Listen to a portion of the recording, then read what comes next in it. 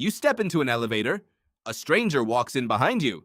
Before either of you says a word, before the doors even close, your brain has already made a decision about them, safe or dangerous, friend or threat. That judgment forms in less than a tenth of a second, faster than you can consciously think, built from nothing but the shape of a face you've never seen before. You didn't choose to make that call. It just happened. But the real reason it happens is far stranger than instinct. It reaches back hundreds of thousands of years to a time when guessing wrong about a stranger's face could get you killed. Your ancestors didn't live in cities. They lived in small bands, usually no more than 150 people, scattered across open land where every unfamiliar face was a genuine unknown. Was this person from a friendly group or a hostile one? Did they want to trade or to take? There was no time for careful analysis. There was no research to consult, no background check, no second date to figure someone out slowly. There was only a face and a split second to decide what to do about it. The brains that guessed fast, even imperfectly, survived more often than the brains that hesitated. And that fast-guessing machinery never got the memo that the world changed. Psychologists have actually measured how fast this machinery fires. In a landmark study, Princeton researcher Alexander Todorov showed people a series of computer-generated faces, each one subtly adjusted along a spectrum from untrustworthy to trustworthy. He flashed them for less than a second. Not enough time to notice a smile, or read an expression, or catch a single word. Just enough time to see the shape of the face. And still, people rated total strangers as trustworthy or threatening with striking consistency. The same faces got the same verdicts, over and over, from people who had never met and never compared notes. Something ancient was doing the deciding, not something learned. Here's what makes it stranger still. It isn't just trust that gets decided this fast. Researchers Nalini, Ambady, and Robert Rosenthal ran a now-famous experiment where people watched silent video clips of teachers, some only a few seconds long, with no sound and no context. Just faces, gestures, movement. From those few seconds alone, viewers predicted how those teachers would eventually be rated by their own students months later. And the predictions were accurate. Not roughly accurate. Startlingly accurate. Ambady called this thin slicing, the brain's ability to extract a surprisingly reliable judgment from an almost non-existent slice of information. You do this constantly. You just don't notice you're doing it. So why would evolution build a brain that judges a book by its cover when the cover so often lies? Because for most of human history, it usually didn't lie enough to matter.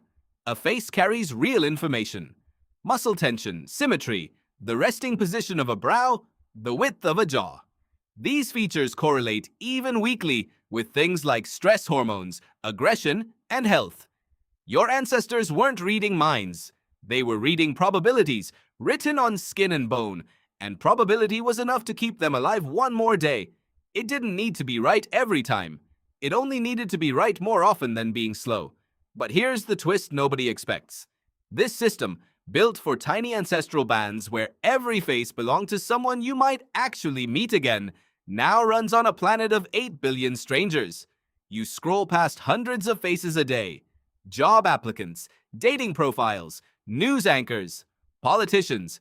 Every single one gets snap-judged by circuitry designed for a world where you'd see maybe a few dozen new faces in your entire life. What if the very system that once kept you alive is now the thing quietly steering your biases, your first impressions, even your elections?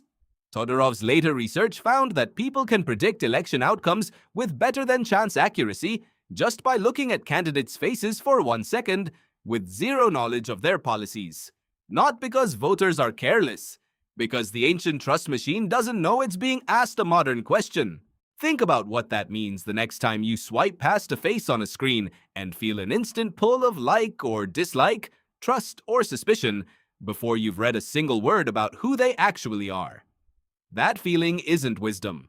It's 100,000 years of survival pressure misfiring gently into your thumb. You feel certain.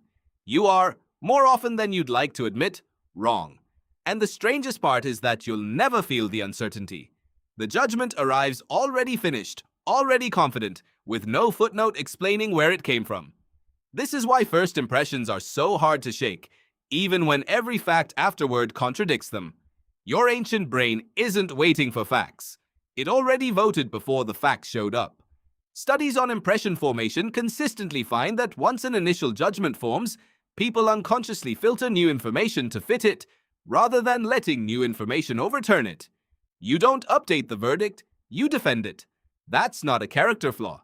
That's an inherited shortcut, doing exactly what it was built to do in a world that no longer exists. So what do you do with a mental tool this old, running in a world this new? You can't switch it off. It fires before conscious thought even has a seat at the table. But you can learn to notice the moment it happens, the tiny flicker of certainty about someone you've known for 4 seconds, and treat it as a hypothesis instead of a verdict. Ask yourself where that feeling actually came from.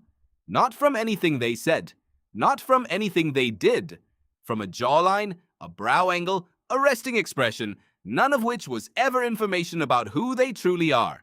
Because the next time you meet someone new, at a job interview, on a first date, in a crowded room, your brain will hand you a snap judgment wrapped in total confidence.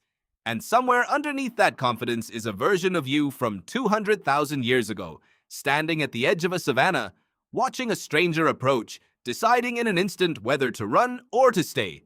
You inherited its instincts. You did not inherit its world.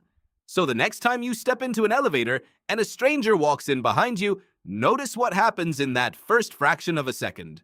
That flicker of judgment isn't really about them at all. It's the oldest part of you, still standing at the edge of the savannah, still trying to keep you alive. If you noticed your own snap judgments while watching this, you're already doing the hard part. Subscribe if you want more of these hidden mechanisms explained, and tell in the comments the last time your first impression of someone turned out to be completely wrong.